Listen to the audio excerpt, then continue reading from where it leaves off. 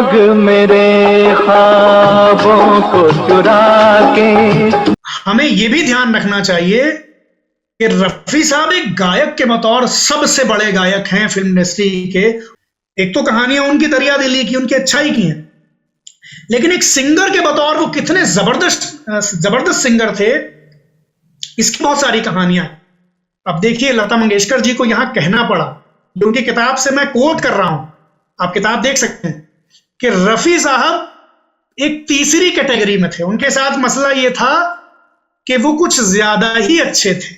कोशिश, ये विश्वास भी, ये एतबार भी प्यारेलाल जी को रफी पे था, और रफी पे ही था, रफी साहब पर ही था कि रफी साहब ये करिश्मा कर सकते हैं। लाइन है तो आनंद जी भाई ने ये कहा कि नहीं, इस गाने को आप ही को गाना है और किशोर कुमार नहीं चलेंगे इस गाने में।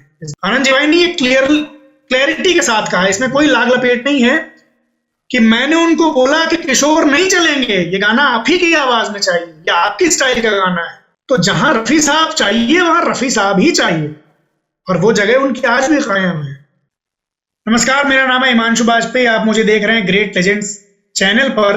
चैनल आपको पता है कि हिंदी फिल्म म्यूजिक के, फिल्म इंडस्ट्री के बेहतरीन किस्से लेकर आता है, और खास तौर पर रफी साहब को तो एकदम स्पेशली डेडिकेटेड चैनल है ग्रेट लेजेंड्स। तो आज मेरी खुशकिस्मती ये है कि मैं इस चैनल पर आया हूं और आपके लिए एक खास सीरीज लेकर आया हूं रफी साहब के किस्सों की, उनकी बातों की, उनकी महत्ता की। और मेरा अपना चैनल भी है यूट्यूब पर, हिमांशु बाजपेयी ऑफिशियल, जहां पर आप जा सकते हैं।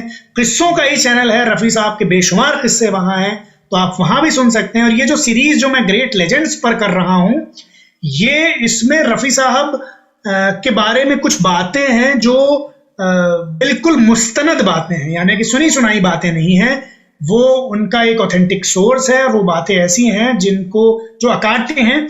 और अगर इस सीरीज के बारे में आपका कोई सुझाव है, तो आप कोई कमेंट है, कोई फीडबैक है, तो आप दे सकते हैं। देखते रहें ग्रेट लेजेंड्स चैनल, बहुत सारे वीडियोस एक के बाद एक रफी साहब पर, खास तौर पर रफी साहब पर, ग्रेट लेजेंड्स पर आने वाले हैं। तो अगर आपने सब्सक्राइब नहीं किया है तो आप कर लें, आप आगे बढ़ा दें। रफी साहब के किस्से सुनना, रफी साहब के गाने सुनना, ये अपने आप को एक बेहतर इंसान बनाना भी है। और जो मैं बार बार कहता हूं कि रफी साहब के शख्सियत के किस्से जब हम सुनते हैं, तो कई बार वो इतना ज्यादा सुनते हैं कि उन गायक के बतौर उनकी महत्ता हम थोड़ी किनारे कर देते हैं, और शख्सियत में ही समझ कर रह जाते हैं कि भाई उनकी गायकी की तरफ, चूंकि वो इतनी बड़ी शख्सियत और उतने बड़े किस्से उनके हैं। तो इस सीरीज में आपको शख्सियत के किस्से तो मिलेंगे ही, लेकिन उसके साथ साथ बराबर से आपको एक गायक के बतौर उनकी क्या ऊंचाई थी, उनका क्या मर्तबा था, उनकी क्या मेराज थी, उनका क्या उरूज था, उनकी क्या शान थी, ये भी पता चलेगा। क्योंकि अंततः रफी अगर नंबर 1 सिंगर हैं, तो वो गायकी की बदौलत हैं, और शख्सियत की बदौलत तो वो जो बड़े हैं, वो एक इंसान के बतौर बहुत बड़े सिंगर, बहुत बड़े इंसान हैं।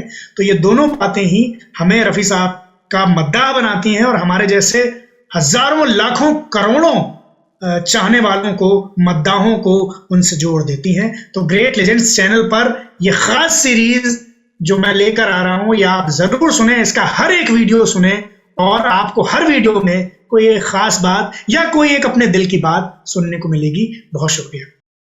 वक्त मेरे गीतों का खजाना ढूंढेगा।